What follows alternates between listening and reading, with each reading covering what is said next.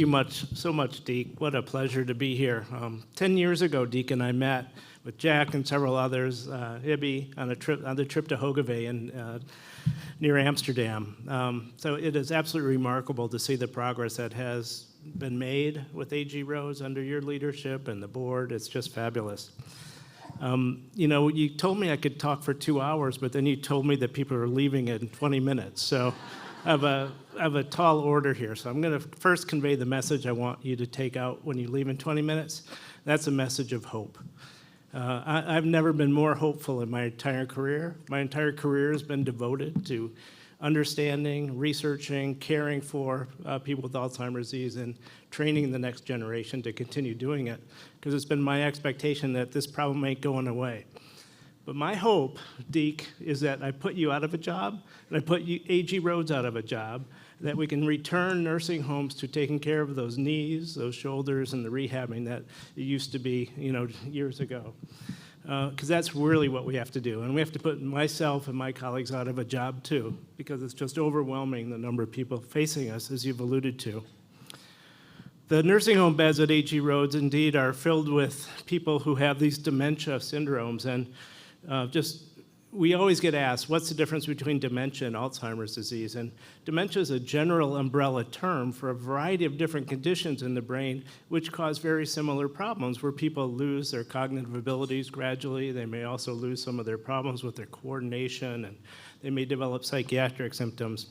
But Alzheimer's disease is the most common one. And that's where it's been leading the way for research. I would say during my entire career, there's been enormous progress. When I started, it wasn't even recognized that Alzheimer's disease was a disease. We used terms like hardening of the arteries, senility, without recognizing that it's a true brain disease, which indeed it is. So what I've seen transpire over the last 5 years alone has transcended all the research that I've seen the previous 30, 35 years. And the progress, the pace of research continues. Again, a message of hope. The reason we call this disease Alzheimer's disease is because of the gentleman pictured there on the screen in the upper right. And he took care of a young woman who developed Alzheimer's disease in her 50s. Of course, it wasn't called Alzheimer's disease, but when he examined her brain, there were some new methods for him to look under a microscope, and he saw those pictures of amyloid plaques and neurofibrillary tangles that you see there on the slide. Today, we still define Alzheimer's disease as the presence of these microscopic changes in the brain. Just a few years ago, Jack was reminding me when we were in Hogeveen, the way we diagnosed Alzheimer's disease was only if we had an autopsy. So after a person died, we could confirm whether the brain had those microscopic changes. What I'll show you today is that that's completely changed. We've made so much progress in understanding what causes those two pathologies, and now we have novel insights in how to treat them, and I'll show you we've made progress in even removing them, which is pretty dramatic. I never thought in my career I'd be able to say that, but indeed we can. So the course of these dementias, regardless of the cause, is that they first become apparent when a person develops memory loss. And that's pretty frightening for all of us, because we've all had the experience of momentarily forgetting something, forgetting a name, where do we place our keys, where did I even park? Those things are part of life, because none of us have a perfect memory. But if you come from a family like almost everybody in this room where you've been touched by Alzheimer's disease, you start getting to 60, 70 years old and you go, oh my goodness, what's going on? So these mild memory changes to this day are still not recognized sufficiently. And it's the most important time that people need to get recognized, in the very earliest stages. Most doctors still in this country think, oh, that's just normal aging, don't worry about it, there's nothing you can do. That message has got to change. Because what happens over the next 10, 12 years on average is that those mild memory problems progress, as you can see on that slope, to involving other areas of brain dysfunction, sometimes to the point where, unfortunately, people do lose the ability to take care of themselves, and they need the outstanding care that an AG Rhodes can provide. And that's still, I think, the vision of Alzheimer's disease that most of us carry in our minds from experiences as a young kid walking into a nursing home and seeing loved ones in those beds. But the reality is 95% of people with Alzheimer's disease are over on the left side of this curve. They don't need a nursing home. They're in the very early stages. In fact, I'll show you they're even in these preclinical stages. What we know is that those microscopic changes develop about 20 to 30 years before those very, very mild memory changes ever begin. And what that means, we now understand that Alzheimer's disease, the lifetime risk for anybody in this room is over 40%. 40% of the people in this room over the age of 60 have Alzheimer's disease right now. That's Alzheimer's disease, and that's the face of Alzheimer's disease we have to recognize. Very, very early, not causing any symptoms, but like a silent, fire that's just smoldering until it's ready to explode and cause symptoms. By the time the memory loss begins to exhibit itself, there's already significant brain injury. So starting early, again, is a message, and the part of the hope is that we now have ways to detect when it's beginning before symptoms begin, so we can think about intervening. If we don't intervene, we're not going to have an AG Roads with 500 nursing home beds. We're going to need about 50,000 nursing home beds because of the aging of America. The number of people living longer, as you can see, is just exploding. These are the number of people living past age 85. The prevalence of Alzheimer's disease is nearly 1 in 2 as you get up to that age group. And people are living that long, as you can see here on the right side of this graph.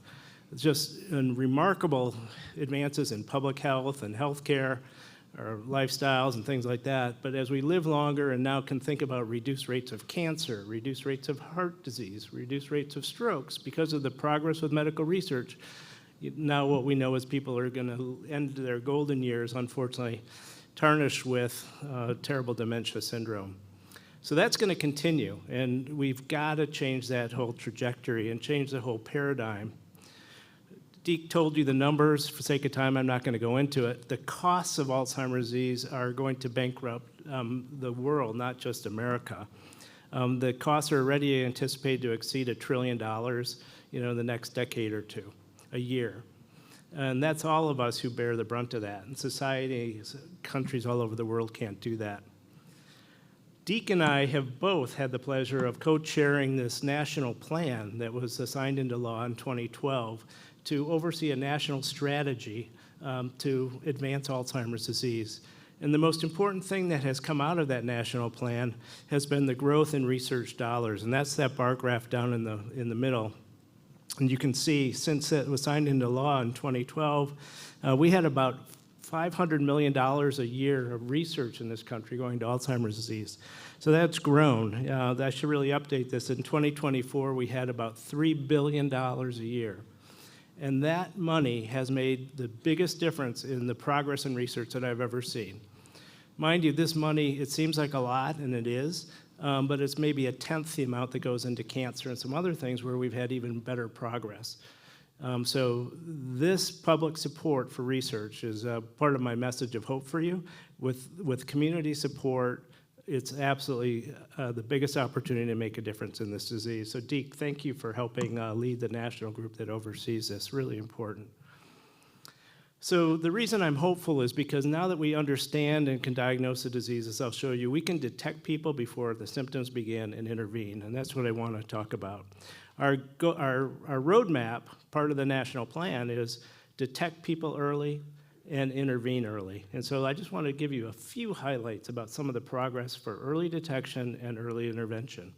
Because if we can do that, we can live till 90, 95, where we like to say, our colleagues in cardiology, lost, your patient died of a heart disease, fine, or cancer, but as long as your mind's clear, we win as neurologists. So our job is to keep you healthy until you die of something else and keep you out of AG Roads and other nursing homes. So early detection, again, there's nothing more painful for people who are worried about their memory than to have their memory assessed. Can you imagine? It's very, people are embarrassed. It's really hard to face that. And then to come see a doctor and have memory tests. And we're all different. Have anybody have nightmares still about missing an exam in college or taking the SAT or things like that? multiply that by 10, what it's like to take a memory test when you're worried about your performance. The performance anxiety goes through the roof. So we have enormous tools. Because of things like AI now, we can, in about 3 minutes, learn the equivalent of 3 hours of detailed memory testing through the advanced memory tests. We have tools to image the brain in ways that I never could have dreamed about decades ago. Not only can we see it through these MRI scans, we can measure the chemicals in that. And that far right picture there, you see 2 columns, and those are pictures of brains where you can see a yellow and red signal. That yellow and the red signal, one column is amount of amyloid plaques in the brain, and the other column is the amount of neurofibrillary tangles in the brain. So we can now see in living people and quantify the development of these 2 pathologies that define Alzheimer's disease. Lumbar puncture is something that is done routinely because we can measure the bathing of the brain, the spinal fluid bathes the brain, and we can measure the chemical changes and also get great insights into how to diagnose and treat the disease. It's been tremendous progress. The eye, if you didn't know it, is actually embryologically part of the brain. There's now evidence that the eye itself shows changes of Alzheimer's disease and may be an easy way to just look in the eye and help diagnose things in the future. And then the biggest transformation over the last year, and really ongoing as we speak, is the emergence of blood tests. To go from needing an autopsy to diagnose Alzheimer's disease to now a prick and a single blood droplet are allowing us to diagnose the presence of Alzheimer's disease. So this is really changing, and as I mentioned, I think the most important thing is how do we get ahead of it and not wait till symptoms develop, but develop the tests that can predict well in advance who can get Alzheimer's disease so that we have a long runway to actually think about intervening and make a difference. This is way too detailed, and I don't have time to get into it, but this is some of the work that we've done at Emory. As part of an international study, there's a very rare form of Alzheimer's disease where 50% of the people, they inherit a mutation from one of the parents, and they get the disease when they're in their 40s or 50s. Very horrible, early onset, aggressive form of the disease. These families are rare, fortunately, but they've contributed to research. And an 18-year-old in those families, if we do the genetics, we'll know with very great precision what age that person's going to get the disease. So, for example, an 18-year-old signing up to participate in a study, we can determine that when they're 42 plus or minus 2 years of age, the symptoms are going to begin. So it's the only time where we can actually really understand and predict. And what we've been able to do is develop a test in the spinal fluid that's shown here. We can see changes 30 years before the symptoms begin. 30 years. It's absolutely amazing. So this tells me this is a long runway, and it gives me 3 decades where I could think about, geez, if I could test people and give them the tools to intervene, we could prevent the disease in these horrific families. And we think that same thing is happening in other common forms of Alzheimer's disease. So the blood tests are here. Again, for the sake of time, I'll breeze through that. So I promise you we can detect the disease accurately. We still have some work to do on these other diseases that are sort of part of the spectrum that we talked about, like Lewy body dementia, frontotemporal dementia, et cetera. So this is really just the beginning of that early detection work. But we're also, most importantly, we don't want to detect things and not have tools to offer people so that we can help them have a better outcome. So what are we going to do to intervene? To intervene, you need to understand what's causing the disease. And that's where research, again, has had an enormous amount of progress. What we know is that there are several things contributing to who gets Alzheimer's disease. Genetics clearly plays an important role. We always joke at Emory, our colleague, Dr. La, if you know him, says, pick your parents wisely.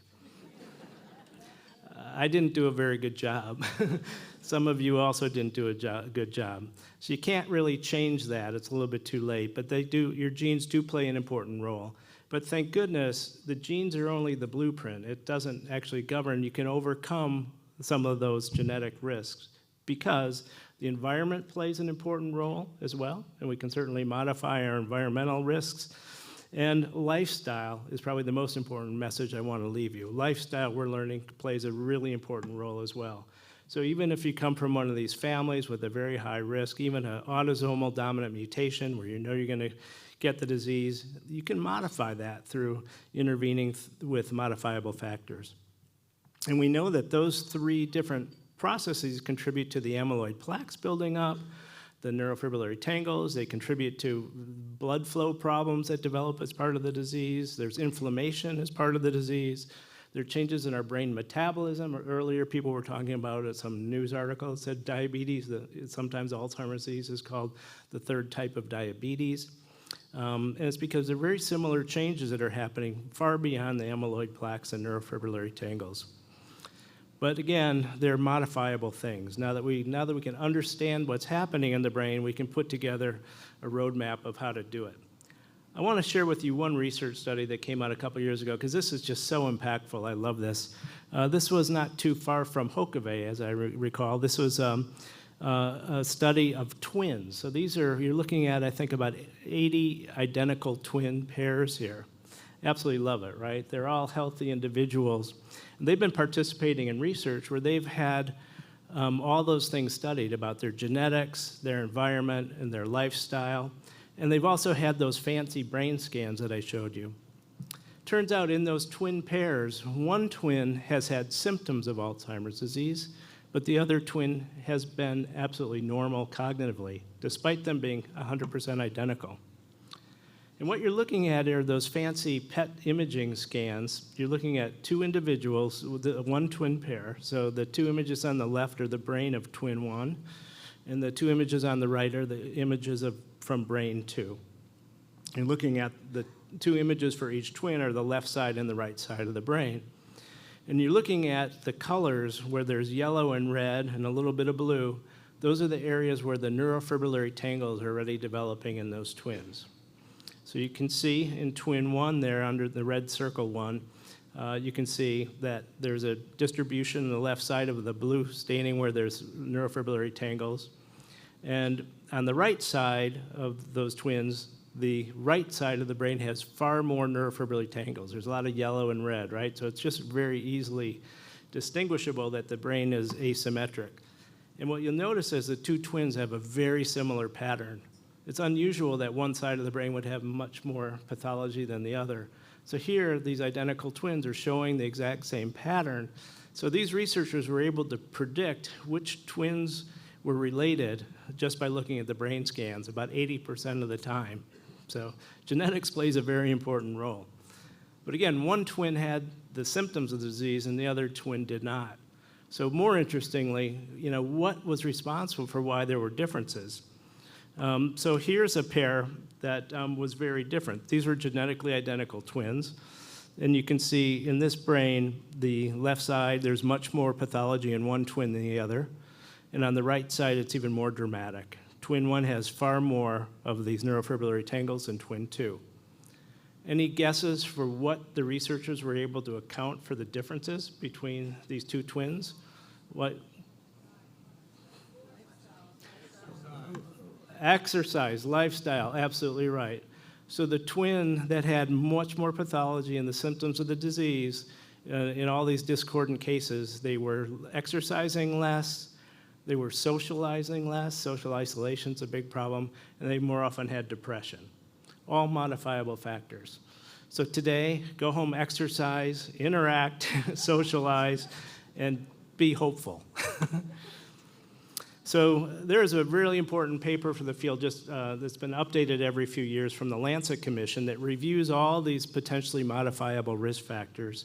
And throughout the course of life, there are factors that are clearly modifiable, which could reduce the risk of dementia. From more education, any of you who can't hear me, go get your hearing loss. That's a risk factor for Alzheimer's disease, and it might be modifiable. Medical issues like high blood pressure, obesity epidemic, those things are eminently modifiable and can mitigate the risk of Alzheimer's disease in midlife. And in late life, it's not too late to give up smoking, to get depression treated, to stay active, to interact with others as we're doing here, and get comorbid conditions like diabetes well under control and high cholesterol. So all told, it's about a third of dementia is estimated to be preventable if these lifestyle factors were adopted widely in the community. It's pretty remarkable. So that's only a third of the beds that AG Roads could shut. What do you think, Deke? So let me go to in the final couple of slides. Lifestyle is going to be important, but we know it's not enough. We've got to get in early and get rid of the pathology or prevent the pathology from ever building up. That's really the roadmap to prevent the disease. For the first time in my career, I can say we have treatments now that can slow the course of Alzheimer's disease. It's pretty remarkable. So just last year, one of these first new breakthrough treatments was approved by the FDA. It's called lecanemab or Leqembi. And there was a second one that was recently approved called donanemab or Kansari. And so what you're looking at here, I'm not going to again go over the details. What you're looking at are two curves. One, a group of people that were treated with the medication, and another group that received a placebo. And these treatments are an infusion of an antibody to actually go in and bind the amyloid plaques. So people get these infusions once every 2 weeks or once a month. The antibody gets into the brain, binds the amyloid plaques, and the body's immune system gradually starts clearing out the amyloid plaques. And what happens when you do that in early stages of Alzheimer's disease, the progression slows. And so those who are astute here will say, well, that's great, it's slowing, but it's not reversing it, and it's not halting it.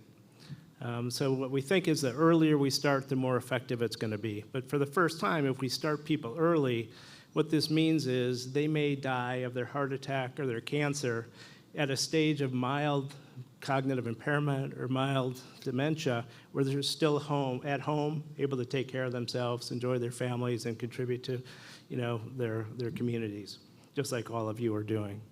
So this is a small but highly significant effect when started very early in the course of the disease. This other new therapy, donanemab I mentioned, is pictured here.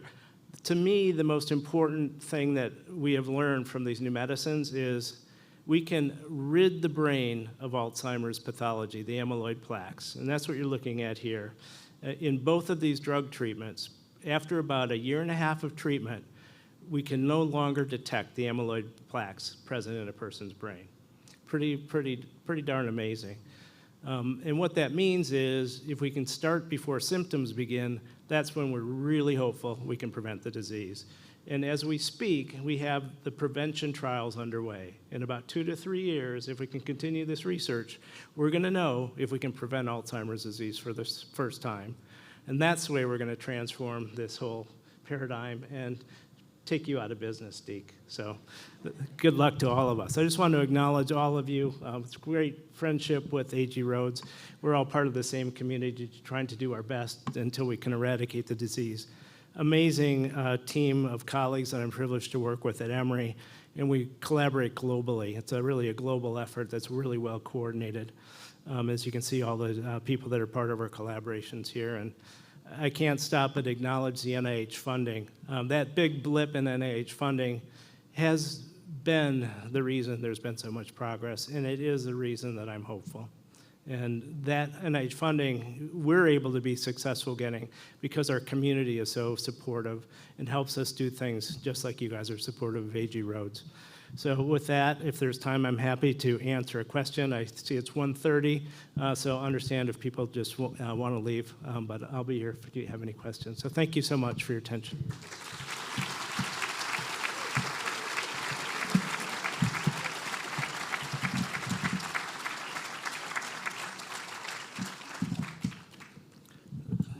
Deke, would you like questions okay, or? Yeah. Scott, here in front. So why wouldn't everyone start taking that drug if they have a history of dementia and they get to 50 and they forgot? So the question is, why isn't everybody just taking the drug? If you're 50 and you have a history in the family, why not just start taking it? It's a great question, and I'm hoping we'll get there in about 2 to 3 years. But right now, what we know is that the medicine's not for everybody. It's got to be started early when symptoms begin right now, We don't have enough scientific evidence to know. I'm hopeful, but we need to actually prove it, that it's effective in a preventative mode before people have symptoms. And I didn't have time to get into side effects. These medicines also have important side effects. So like everything in life, we have to balance the risks and the benefits. So the only way to understand those and whether it's worthwhile is through ongoing research, and then it's also still going to be personalized, whether a person's got certain risks that justify it or not. Yep. Yes, Ivy.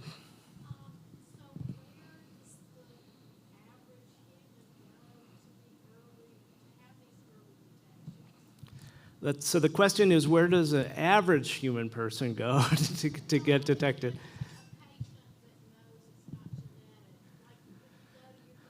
Yeah, so the real question is, where do you start if you have any concerns? And it's part of the paradigm that I'm absolutely committed to changing. There aren't enough specialists like me. There are about 500 people that are trained like me that are specialists in Alzheimer's disease in the country. It ain't gonna cut it. People like Dr. Monica Parker, primary care physicians, that's where we need to be able to go. People need to be able to go to their doctor as a first step. And we're working with primary care to develop the tools so that we can figure out how to do that and expand the reach and expand the access. We also know that right now these treatments are really only available at specialized centers, and it takes a whole team to administer them. Most of the disease is happening out in rural America and places where they don't have access to the health care that we have here in Atlanta. We have one of the most enlightened legislatures in Georgia. They've helped us start the Georgia Memory Net about 7 years ago. So we've set up now 10 clinics around the state of Georgia where we can bring the expertise of the Emory diagnostic clinics out into the community. So we have to continue that journey to make it accessible, make sure people have access to these treatments, make sure they're affordable. So costs will come down. These are right now expensive, high-risk medications, but I think the paradigm's going to change. If we have, like I expect, a prevention available in 2 to 3 years, this whole healthcare system has to change on a heartbeat. So, Jimmy? Yeah. So how is your research impacted by these budget cuts that we're reading about? The question is, how is our research impacted by the budget cuts that we're hearing about?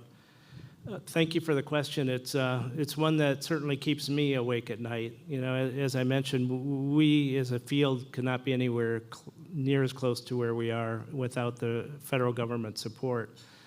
And we're uncertain. What we do know is that, well, for example, the Emory Alzheimer's Disease Research Center is one of the shining lights in the country as a research center. And every 5 years, we have to get a grant to renew our process. We were awarded one of the top scores in the country a few months ago when it was reviewed through our peer review. That grant is now sitting on a table, and we don't know if it's going to get awarded because the government has shut down the approval committees so they can't meet to actually now give a stamp to approve it. We have teams of hundreds of people. We've got dozens and dozens of trainees. There's a lot at risk.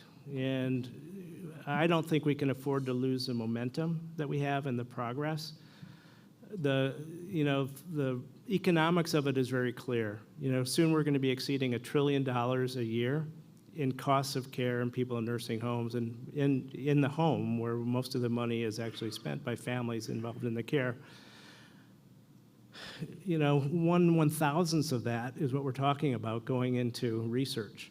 It's just not wise to not invest to make cost-effective research and treatments available. Most of all, we have families, we have children, next generations coming up. We know what's going to happen unless we do something. So anybody who gets a problem, they want to come to us and get care. It's not going to be possible. The treatments are not going to be there without the support. One more question.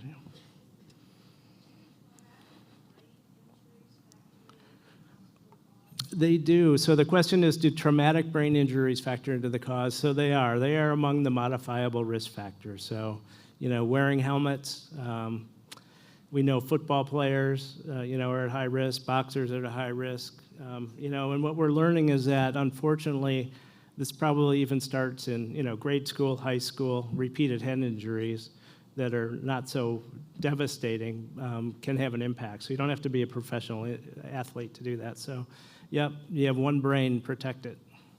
So with that, thank you all again very much for your attention.